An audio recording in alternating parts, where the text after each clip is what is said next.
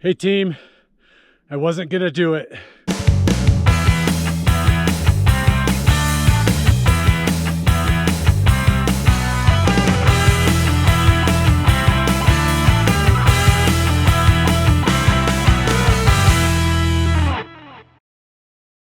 I was just out for a nice hike from home, some downhill running, I just got in about 2 miles, 1,500 feet of vertical. So I'm trying to get in a lot of vertical before the weather really changes so I can get my strength back up for some winter running.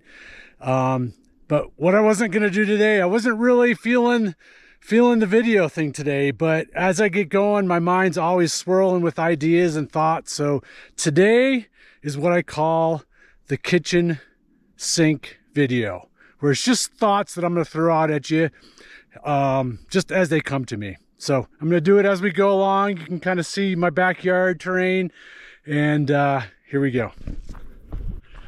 When climbing hills, whether it's hiking or running, the biggest mistake people make is they get too impatient. Therefore, they get frustrated because maybe the effort's too hard, or they just want to get there. If you find yourself getting frustrated, slow it down, stay patient. You get there when you get there. And with that, if you use a heart rate monitor, know that your heart rate when hiking is going to be much different from a zone perspective than running. Hiking heart rate is typically a lot lower than your running zones.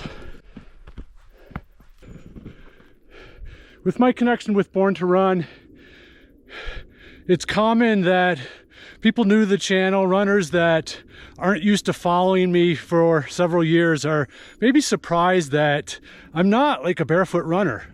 Minimal and natural running is super important for me, for my athletes, developing foot strength, developing leg strength, but it's to develop strength, to help you improve, to help your performance, to help your longevity.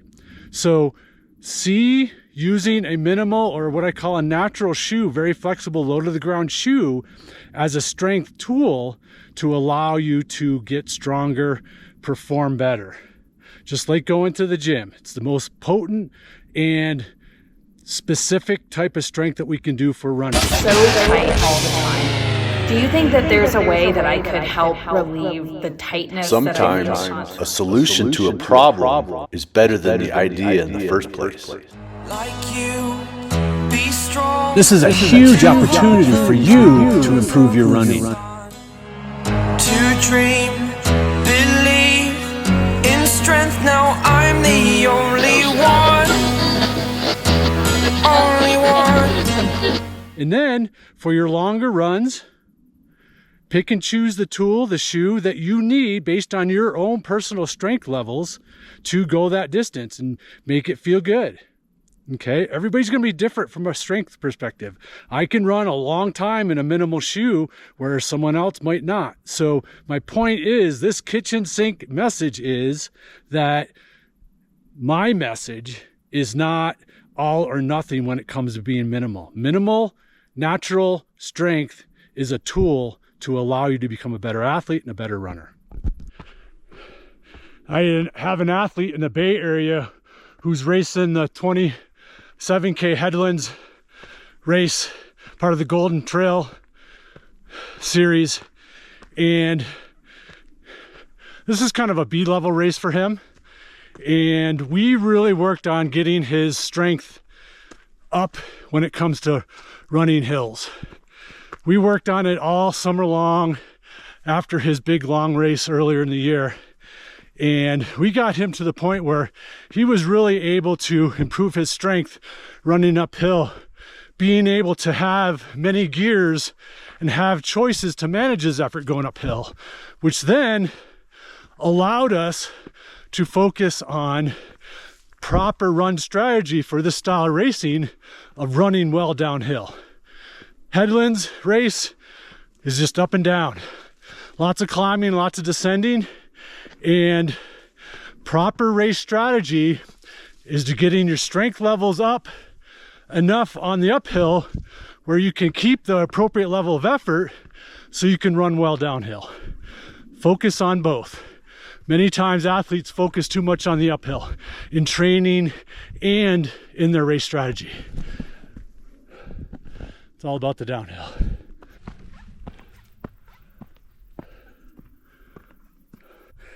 Let's see, let me pull up my data here. All right. I'm going 27% grade right now, 1,700 feet in 2.5 miles.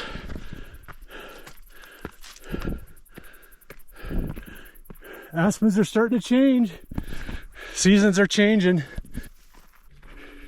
And peeking out.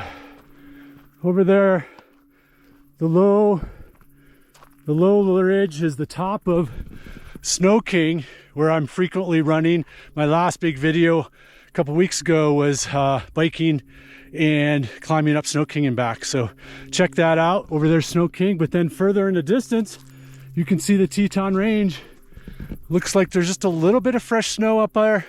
Looks like we might get more Tuesday, Wednesday, as typical weather starts rolling in for fall. But I think this is a good time while I'm at the peak of my my climbing today before I descent to get back to racing. Ultra racing is all about being able to perform when you don't want to. Many times we have this idea of, hey, our level of effort should feel like this in an ultra, and this is where we want it to be. We've trained hard. This is what we expect and want it to be. But typically, most of the time, that challenge, that level of effort is very difficult in ultras, and it requires just a little bit more. Okay, and we're toast as soon as we don't accept that little bit higher level of effort and challenge. If we don't accept that, if we get frustrated and think it's too hard, makes you feel out of shape, makes you feel like you didn't do your training, okay? But that's what's expected. It's being able to perform when the effort's a little bit harder than our brain wants it to be. And that goes back to training too. One of my principles is no surprises and shock to the brain come race day. So you got to train that in training, so there's no surprises come race day. But then when you're in the race, know that challenge is coming. It's going to be harder than you want it to be. Accept it. Don't think too far ahead. Don't think more than a mile away, and realize that this doesn't mean you can't perform. Even though the challenge is harder than you want it to be, you can still perform. That might mean, hey, you got to eat more than you want to. You got to get in and out of aid stations quicker than you want to. You can't sit when you want to. You got to keep moving when you don't want to. Okay? So accepting that makes things just a little bit easier.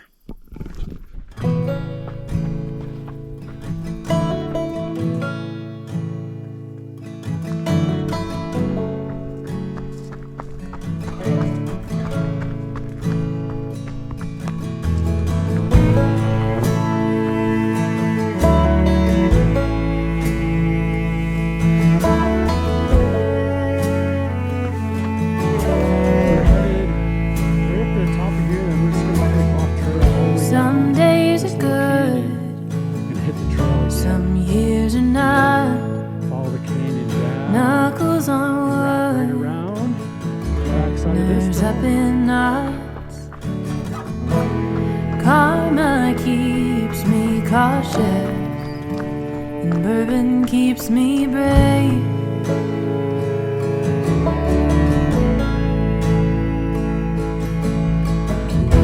And just a little too honest to believe that I am saved. But I am still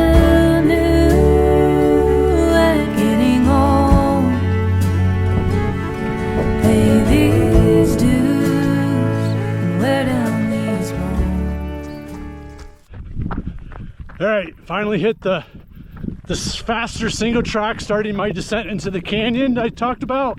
And now I grab my soft flask in my hand and carry it so I can sip, take in calories when I really want to be focused with my running a little bit faster, more focused. It's hard to run fast on that kind of single track when you have to be focused on your foot strike, navigating the terrain, and trying to suck your straw from your vest. Okay, so grab it, put it in your hand, and run with it. So now when you hit faster sections, downhills, you always have it right there too, able to sip without breaking stride, without losing focus, and it helps you keep that all-important calorie stream continuously going in. And remember, if you're out on a run and your heart rate is really low and the effort's really high, this typically means you're low on fuel, or you need more recovery. You're tired, legs are tired. They're not able to work hard enough to get the heart rate up. So use that as a diagnostic. High effort, very low heart rate relative to what you're used to, take in calories, maybe a little bit more recovery.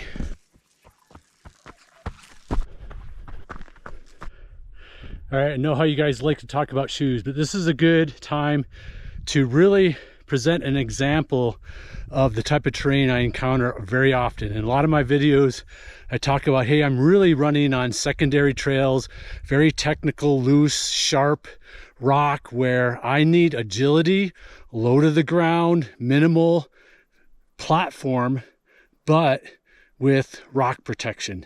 And that shoe is very, very hard to find. And many of the new foams these days are nice and squishy and gives comfort, but they bottom out on this type of terrain. Look at this.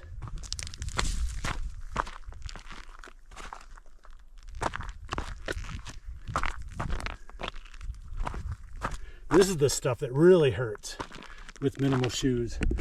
So I often struggle to find a shoe that gives me the protection but the agility I need. It's either too clunky, too squishy, it bottoms out, or it's minimal and I get the agility but I lack rock protection that I need to run. I want to run everything. I want to run fast a lot of the time.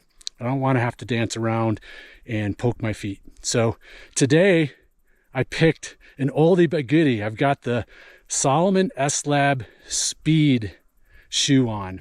Wonderful shoe. And it's either 4 or 5 years old. And I kind of forgot I had it. I bought it during the winter and kind of wasn't great for winter. So it kind of just got tucked away. And I thought, well, I'm going to try that today because I'm struggling to find that shoe that I just mentioned.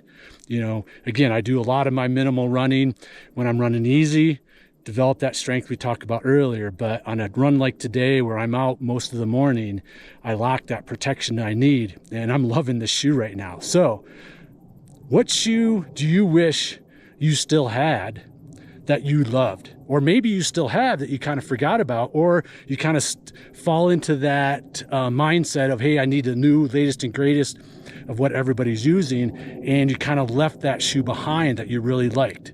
Think about it. What's that shoe that you wish you still had, or maybe you go back to? Throw it down below. 'Cause I am still new at getting old. I pay these dues and wear down these bones. Breaking is easy and hope is hard. 'Cause some days are good and some years aren't. So this is a good time to kind of sign off. Thanks for watching. Over and out from the backyard trails, Jackson Hole, and we're on road. See you guys.